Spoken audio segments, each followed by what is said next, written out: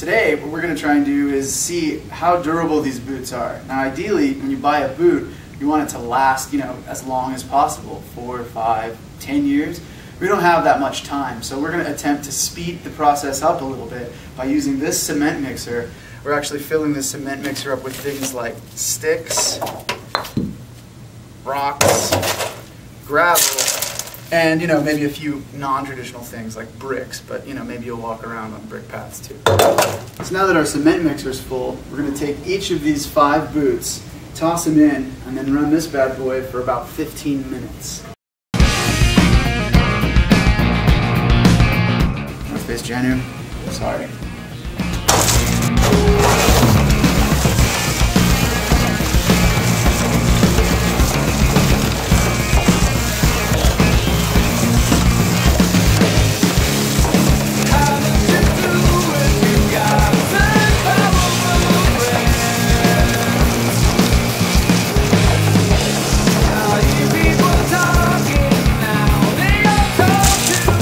Alright, next up is the Hi-Tech V-Lite Mach 2.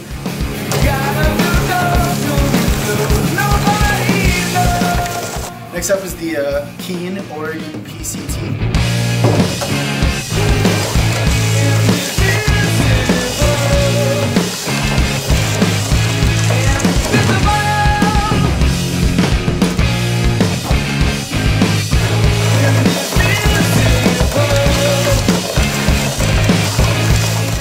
Next, we've got the Kalen Contact.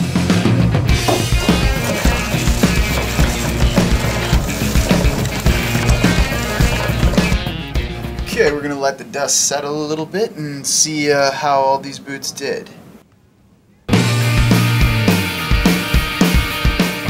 We've washed off all these boots and taken a look to see which ones were damaged and how they all fared after spending 15 minutes in a cement mixer. And what we discovered is that across all price ranges, they actually did really, really well.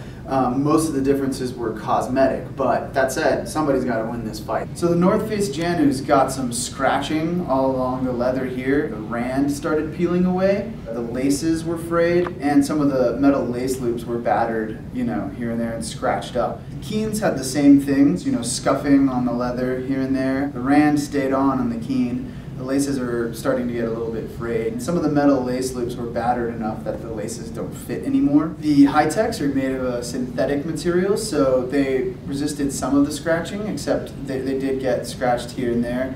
And there are synthetic portions on the back that got scratched up pretty good.